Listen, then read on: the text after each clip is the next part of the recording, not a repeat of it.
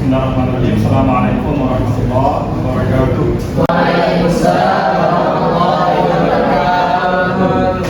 Alhamdulillahirabbil alamin wa bihi nasta'in wa ala mursalin. Wassalatu wassalamu ala asyrofil anbiya'i wal mursalin wa ala alihi washabbihi ajma'in. Amma ba'd. Allahumma faqihna fid-din wa alimna fid-din. Sebelumnya apa kabar, semua sehat ya? Sebelum kita mulai, mari sama-sama kita awali dengan bacaan basmalah.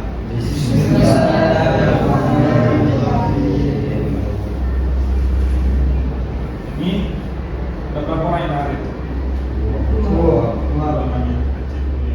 Selanjutnya ini ada capaian mata kuliah, yang mana pada kesempatan ini capaian mata kuliah kita adalah yang pertama mampu menjelaskan, dua menganalisis dan mempraktikkan ya proses mediasi dalam penyelesaian sengketa perdata pengadilan. Jadi ini ada tiga ya, menjelaskan, menganalisis dan mempraktikkan. Dan nanti kita ada tugas praktik nanti ya dalam kuliah ini, itu akan dijadikan sebagai tugas untuk mahasiswa sekalian. Oke. Sebelum kita lanjut, mungkin kita perlu sedikit refleksi mengenai materi-materi sebelumnya. Masih ingat tentang materi-materi kita berkaitan dengan acara perdata? Apa aja yang kita pelajari setelahnya sebelumnya? Ya. Anda berkaitan dengan gugatan. Gugatan itu apa? Ada yang bisa menjawab?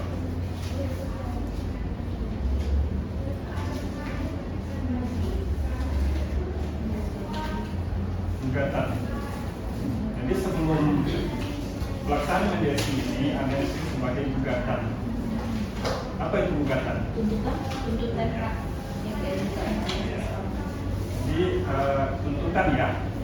Jadi seorang itu membuka ke pengadilan, baru nanti masuk ke materi mediasi. Oke. Sebelum kita lebih lanjut ya membahas tentang mediasi ini, ya, mungkin perlu kita samakan persepsi dulu. Apa sebenarnya yang disebut dengan mediasi? Apa itu mediasi? Yang kalian pahami mediasi itu apa? proses penyelesaian Nah, proses penyelesaian sengketa. Ya. Itu yang lain ada? Masih kurang lengkap.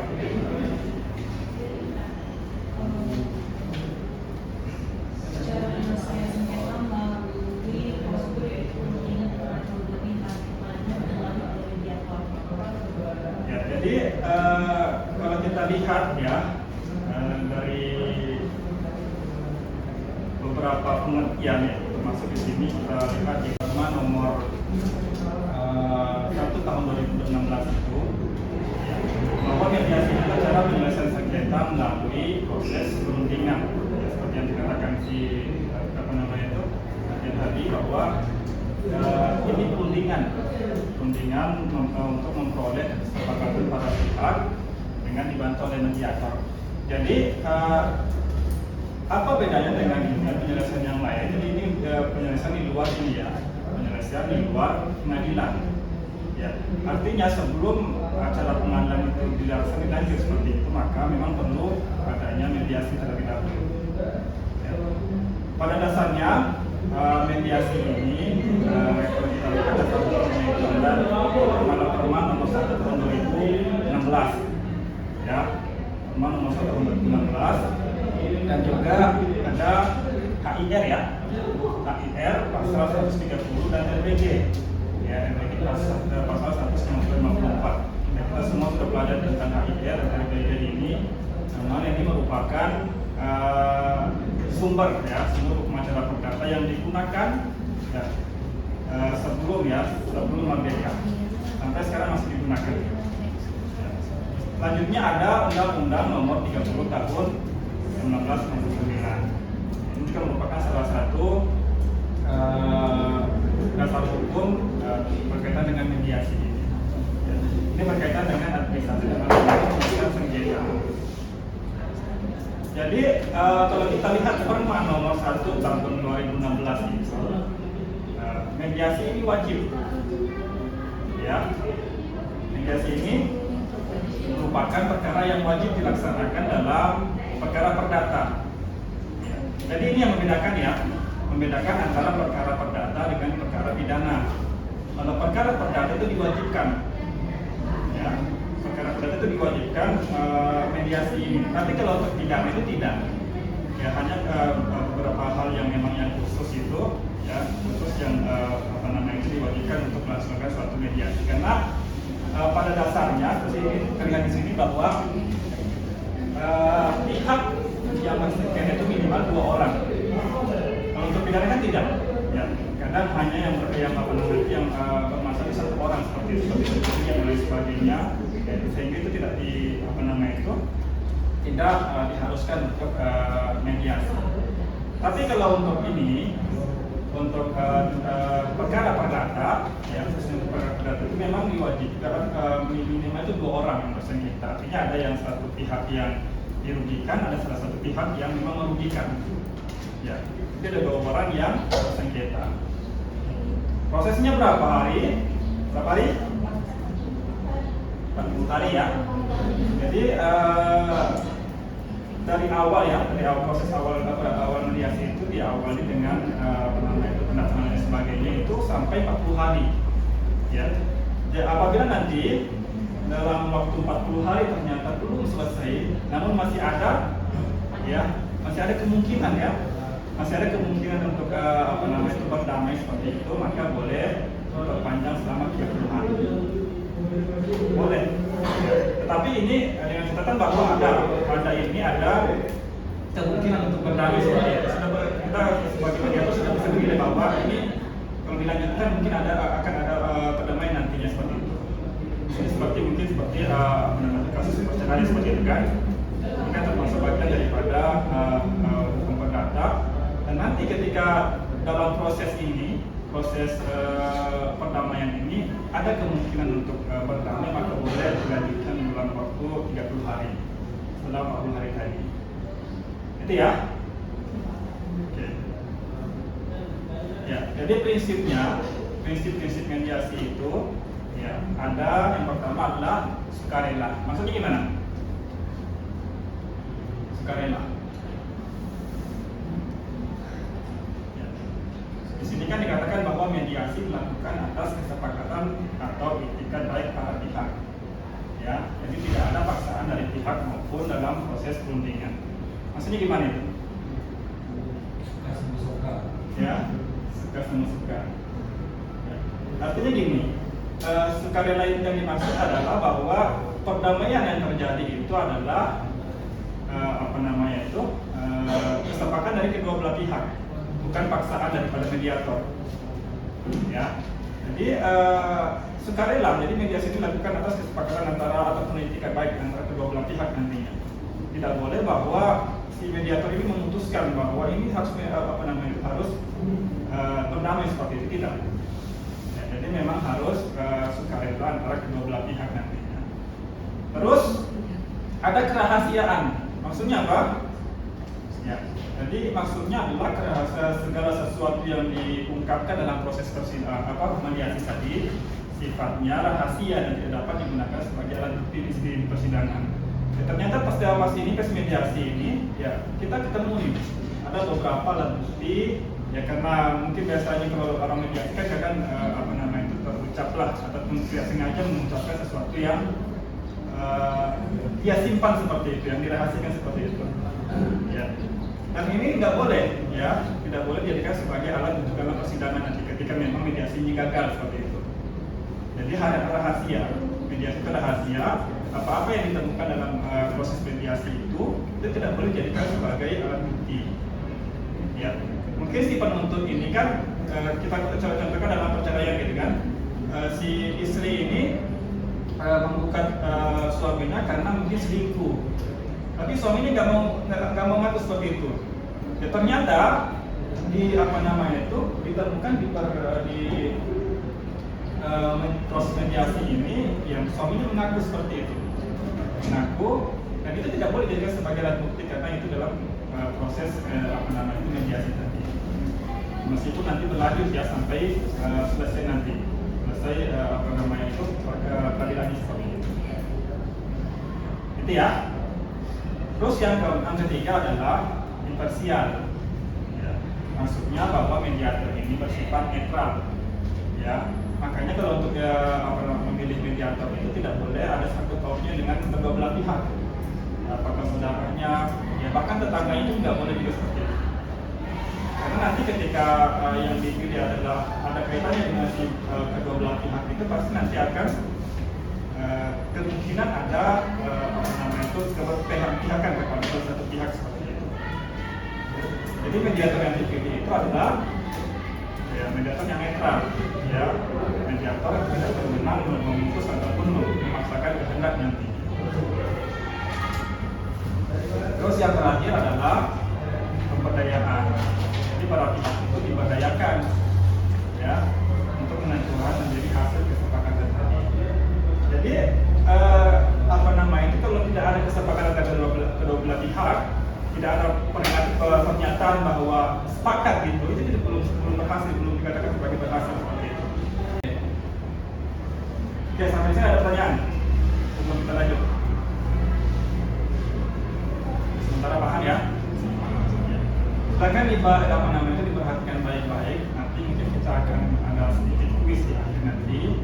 Ya, mudah kok.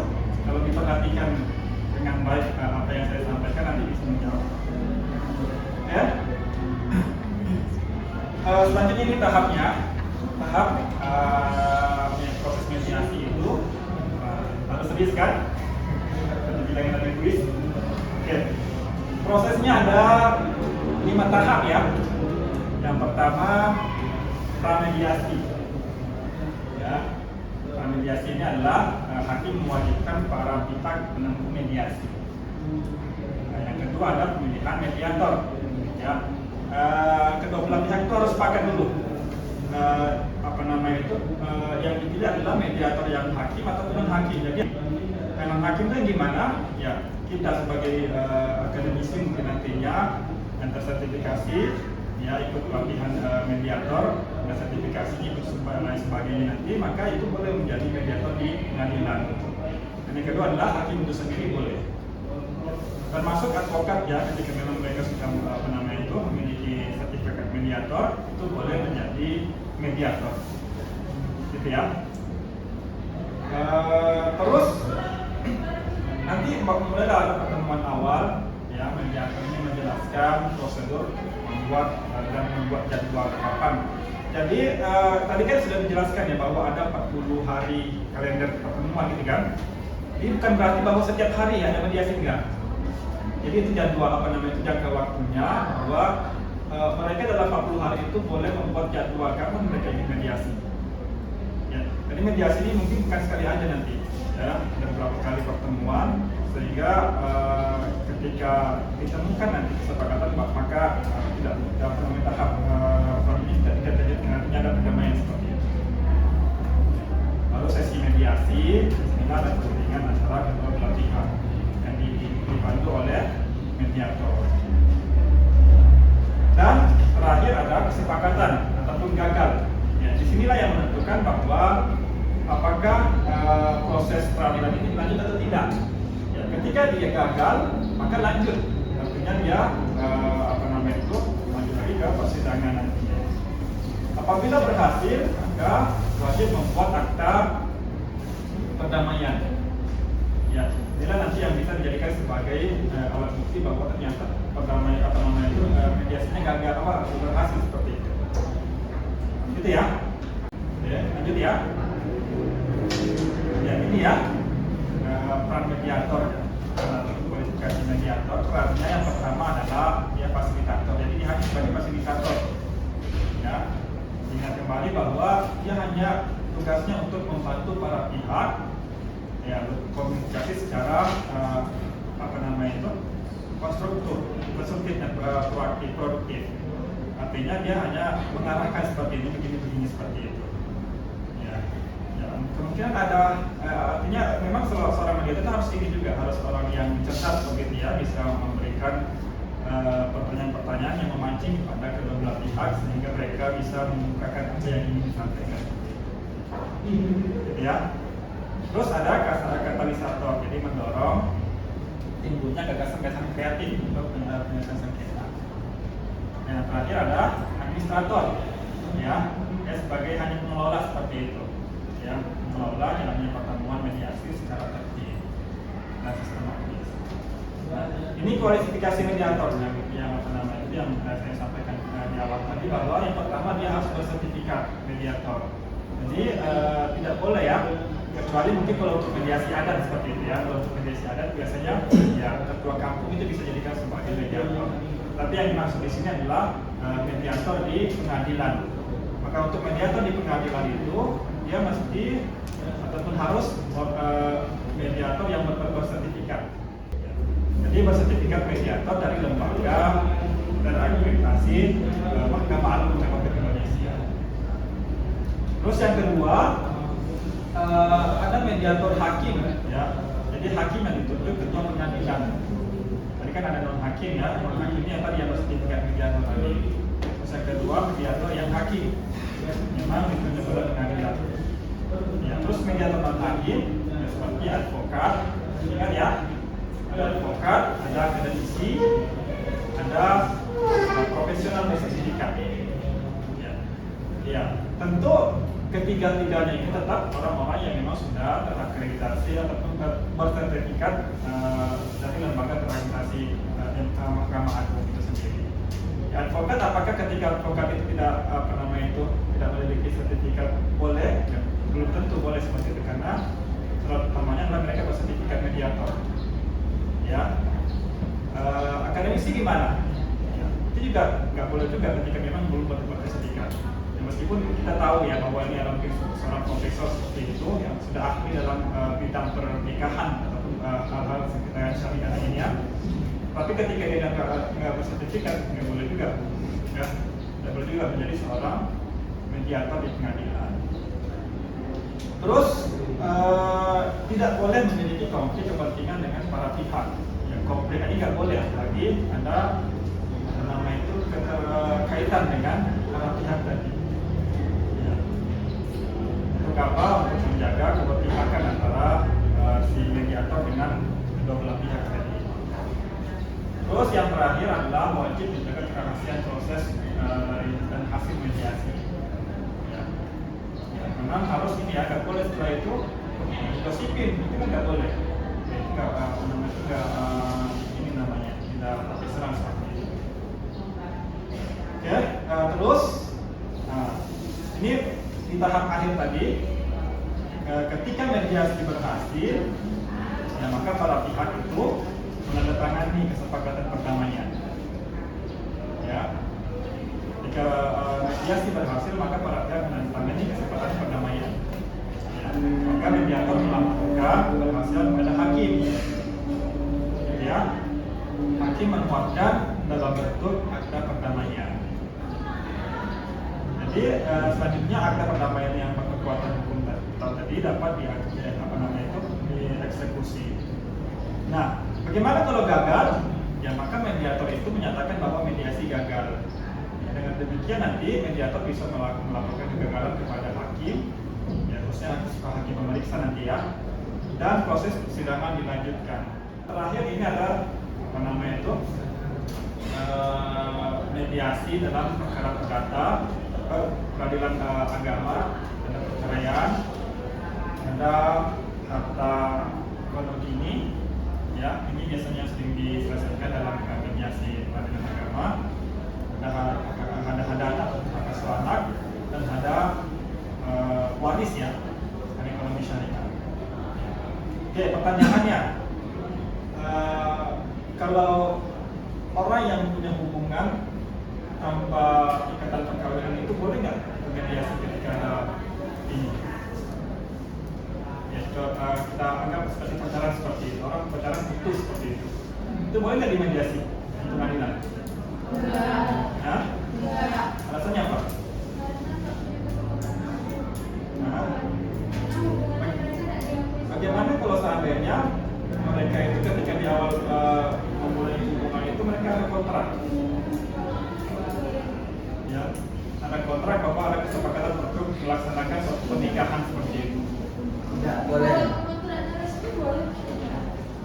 Jadi ini ada ini ya, ada catatan bahwa ketika memang ada kontraknya resmi ya tetap boleh dimediasi. Tapi yang perlu kita ingat ini bukan ranahnya pengadilan agama. Ya, ranahnya apa? Antara dua pihak. Ini ranahnya pengadilan negeri. Artinya nanti ketika meskipun dia bukan berkaitan dengan pernikahan, tapi ketika dia ada kontrak kedua belah pihak, contohnya seperti ada kesepakatan untuk menikah seperti itu, sehingga si salah satunya mengerahkan segalanya untuk untuk si perempuan atau si laki-laki tadi, dan mereka merasa ada wan prestasi, ya, itu boleh dibuka seperti itu. Tapi dengan catatan ada kontraknya, ada kesepakatan di awal dan memang itu tertulis seperti itu. Ya, meskipun pada dasarnya ini bukanlah hal-hal yang memang lumrah terjadi seperti itu. Tapi ketika yang terjadi seperti itu boleh. Dengan catatan bahwa pelanggaran yang dilaksanakan itu tidak melanggar norma, ya termasuklah norma agama, norma kesusilaan dan lain sebagainya.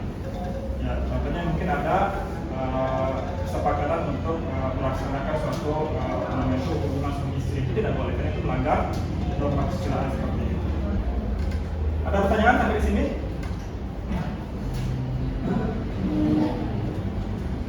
Oke, kalau tidak ada kita lanjut ke ini ya, evaluasi ya. Apakah mahasiswa paham? Ini kita ada kuis. Nah, di sini silakan coba di scan. Ada 10 pertanyaan, nanti saya langsung lihat skornya ya. Kita beri waktu sekitar 3 menit lah cukup Pak. Atau 1 menit pun cukup, karena itu paling mudah. Silakan.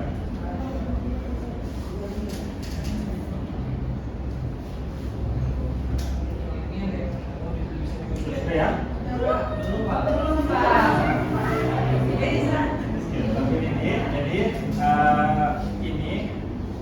Ada penugasan nantinya, ya.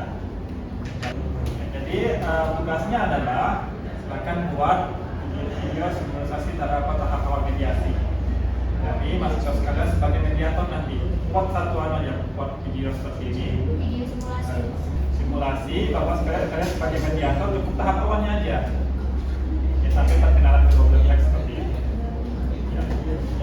Ya, tidak perlu sampai terakhir, sudah cukup tahap awal mediasi, yang mana seperti contohnya memperkenalkan kedua belah pihak. Perkenalkan bila seperti itu. Saya adalah mediator dan hakim seperti itu, dan ditunjuk oleh Bapak Ibu sekalian akan menjadi sebagai mediator pada proses mediasi seperti ini. Jadi itu cukup tahap awalnya saja, tidak perlu sampai memediasi kedua belah pihak seperti itu. Bisa dipahami ya? Baik ya. Nanti juga akan saya kirim di Google Classroom sebagai memperkuat bahwa kita ada tugasnya. Ya, tugas berkaitan dengan video simulasi tahap awal mediasi. Demikian mahasiswa sekalian untuk pertemuan kita. Ada pertanyaan sampai di sini? Ya. Demikian untuk kali ini. Assalamualaikum warahmatullahi wabarakatuh.